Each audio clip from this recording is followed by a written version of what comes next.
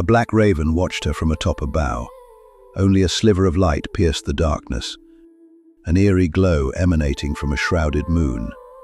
Drops of dew scattered from the bird's erratic head movements. It vacated the branch, first gathering altitude, then, aligning itself perfectly with the pale disk, wings spread wide, it dove directly at her. For some reason, a profound trust resided within her. She did not flinch. The raven landed perfectly on her right shoulder. Its claws were firm but not piercing, its weight both foreign and familiar.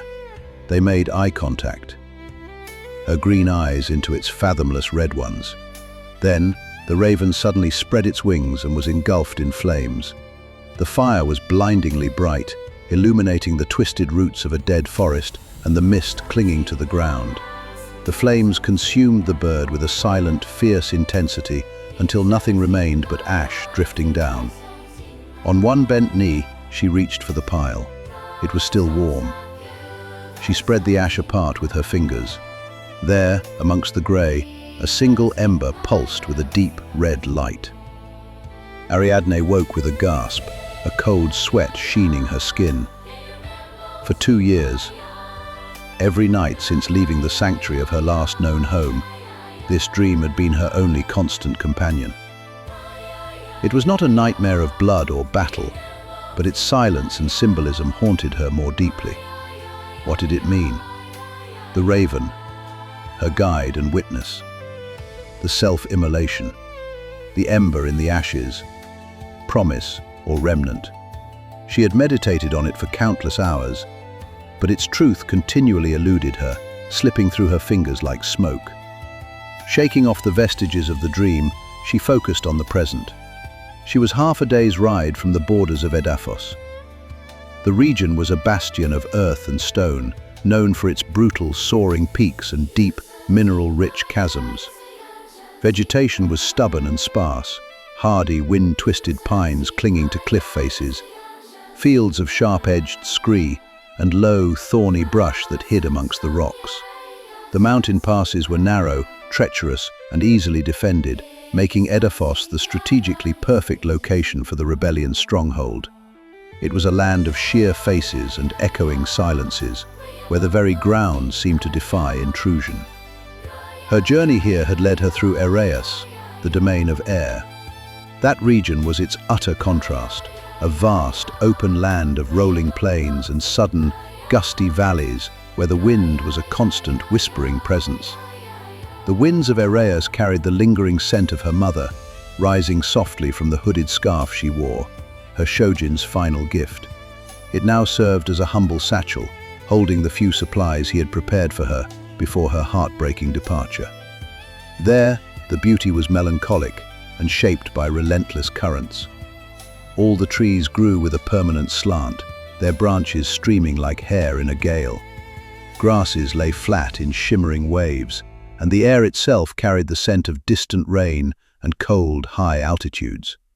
It was beautiful in a lonely, transient way, as if the landscape itself was perpetually on the verge of being swept away.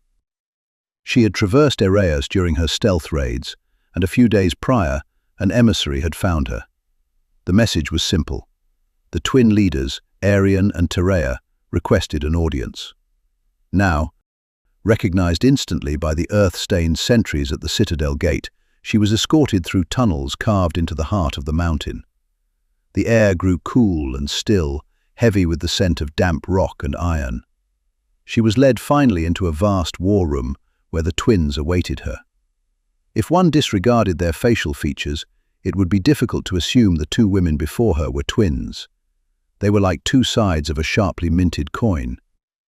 Terea did not seem concerned with long-winded conversation. She had sandy brown eyes and muddy dark brown hair tied in severe, practical braids. She fully embraced her earthly heritage, clad in practical, hardened leathers the color of soil and slate. Arian, the white-haired maiden, moved with a delicate, flowing grace, as if every gesture intravenously bled into the next. She seemed more loquacious than her sister, with a tendency to flirt with her words, using ornamentation to veil true meaning. Welcome. I hope your trip was pleasant. The countryside is rather lovely this time of year. Where are my manners? Allow me to introduce us. This is my elder sister, her ladyship Terea, and I am Lady Arian. Ariadne, seemingly unimpressed, walked to a small table and grabbed an apple, taking a large, deliberate bite. Please forgive my lapses in decorum. A proper meal is being prepared as we speak. That is kind of you, Lady Arian. We have been expecting you. There has been quite the excitement in anticipation of your arrival. We have heard tales of your bravery, fairy tales of a single warrior who liberates towns from the clutches of the evil one. Would you honor us with an introduction? Akai Shinobi, the Red Moon Assassin. Please forgive my sister. She is blessed with many gifts, but failed to dip her feet in the pool of literature. Do not let her bland appearance fool you. She is a spirited soul. She merely tends to focus on the thorny stem of the rose, rather than ponder the petal's beauty. I am Ariadne Rien, daughter of Ariana. And your father? He is of no concern. I see. Well, it pleases us greatly that you have honored us with your presence. Let us not stand on ceremony. I sincerely doubt I was summoned for pleasantries. Well, sister, she's seen through your veil rather quickly. So it would appear. As you are well aware, we are at war. We are in desperate need of warriors to lead our soldiers. We have heard great things about your fighting prowess. You know things very few who walk this earth have knowledge of. We want you to train and lead our armies against the forces of Athanatos. She is no enemy of mine. This war is of no concern to me. Then why save so many villages? It is a means to an end. I am honing my skill so that I am ready to face my true and only enemy. And who may that be?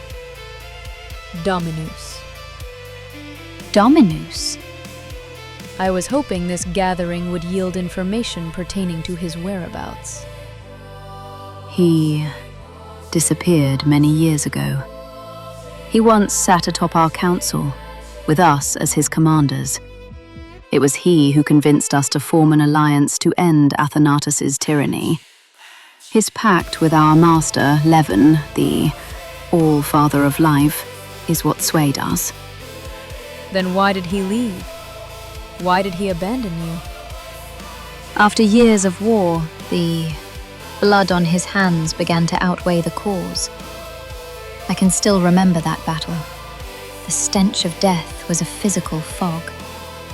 A foolish enemy soldier, wanting to swell his own rank, challenged Dominus directly. Dominus dispatched him with ease. The soldier's head rolled across the field. When his helmet came loose, it revealed the face of a boy, no older than 15. The heavy rains that followed could not wash away the thickened blood. I believe that was his breaking point. From that point, we heard stories. He became a drunkard, often found among the people in taverns, going by some self-created moniker, Karasu.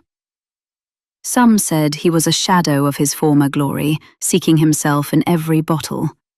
He was rumoured to have found fleeting comfort with a woman. Your quest to find him may be in vain. The man you seek may no longer exist. I thank you for the information, but I must take my leave. Please stay the night and rest. You have come a long way. You may resume your travels at dawn. A gracious offer, which I accept with thanks. As impressive as your legend may be. Be mindful of overestimating your abilities. Dominus is not to be trifled with. If my abilities are so overestimated, then seeking my assistance in this war would be rather foolish, wouldn't you say? Be wary that in chasing the monster, you do not become one yourself. What do you want for yourselves from this war? I must have misheard. Even a child would understand the question. What do you stand to gain should you win? We are the only living air and earth elementals. With no All-Father, we are, by right, heirs to that claim. How dare you insult us when we have shed blood for this cause? Forgive, my sister. It is true. With Dominus gone, if we were to win, the world would look to us to rebuild it. We would, reluctantly, take up that cup. But we have also seen the atrocities of Athanatus's rule. We were subject to it. We did things we are not proud of.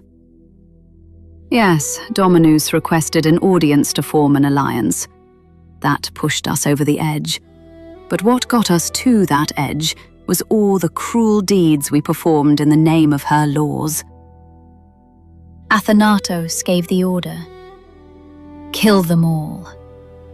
Her voice was cold, callous, and full of malice.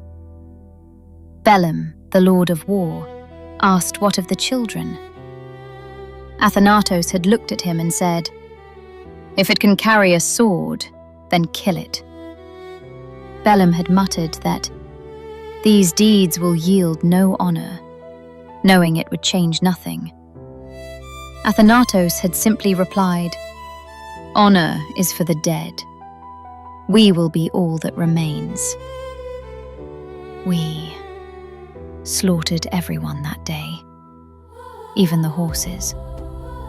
I can still hear them wailing in my sleep. This is what drove us from her rule. She must be stopped, by all means. And yet, you have concerns that I may become the monster.